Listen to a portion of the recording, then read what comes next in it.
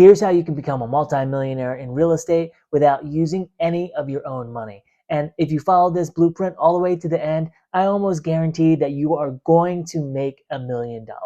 So let's get going. Number one is always to find a good deal. So we're finding a good deal, looking through the MLS, word of mouth. So you should always be known in your circle in general as the real estate guy. So the more you put yourself out there as the real estate investor, as the real estate guy in your family, in your friends group, they will come to you with deals. And more deals that you have, the more deals that you can examine and understand whether or not you have a home run deal. And so that is extremely important. Number two, try to use creative financing. So whether it's subject to, that's where you're taking over the existing loan in place, or you're able to do some kind of seller finance deal. I love seller finance transactions because it benefits the seller just as much as it benefits me. Essentially, what the seller is doing is becoming the bank in the situation. You can get 0% down, sometimes you can get 5%, 10%, but typically through an established bank, you're going to have to pay on a commercial property like an apartment building,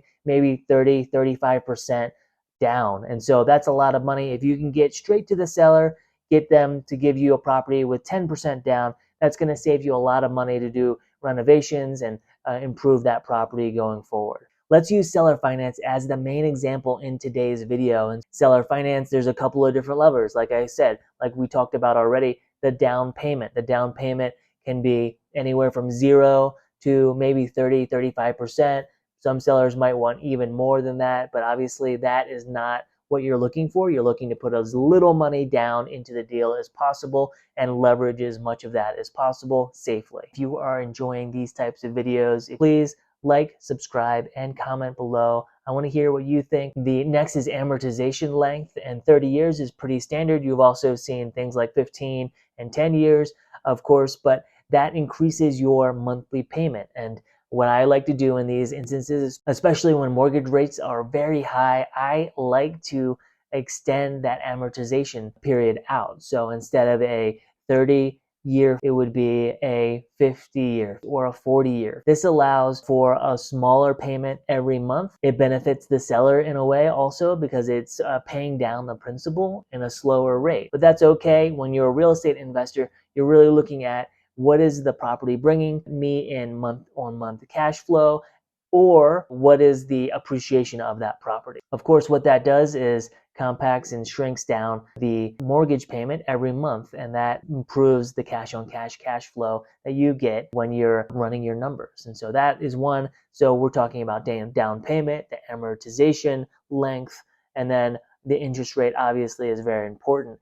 As you know, interest rates are 7, 8% at this point. And when we're talking about commercial loans, it's significantly higher than that. When you're looking at hard money lenders or private lenders, you can get into the teens easily with interest rates. So if you can get, again, a seller finance deal and you can get a down payment, a low down payment, say 10%, then you have an amortization cycle of, say, 40 years.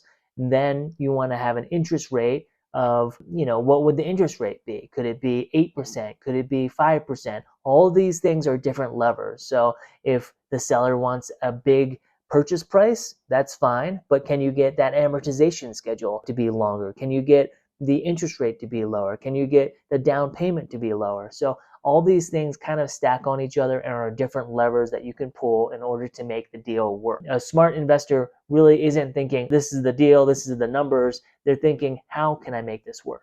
How can I get in this? How can I close the deal? It really depends on what the seller wants, what the motivation is, and then you can take whatever your down payment is, say it's that 10%, then you can talk to a private money lender in order to put up the 10%. And so private money lenders can be anyone. It can be your parents, it can be your friends, it can be your coworkers, it can be people that trust you and know that you have a work ethic. Say you get 10% down on this apartment building, then you need a private money lender for 10% down, but you also probably have some renovations to do, right? Because we typically are value add real estate investors. If you were pushing value into the property, you're going to need some money for that as well. And so maybe you need a 20% of the total purchase price down payment, and then some money for closing, and then some money to start the renovations. and then that could all be coming from a private money lender.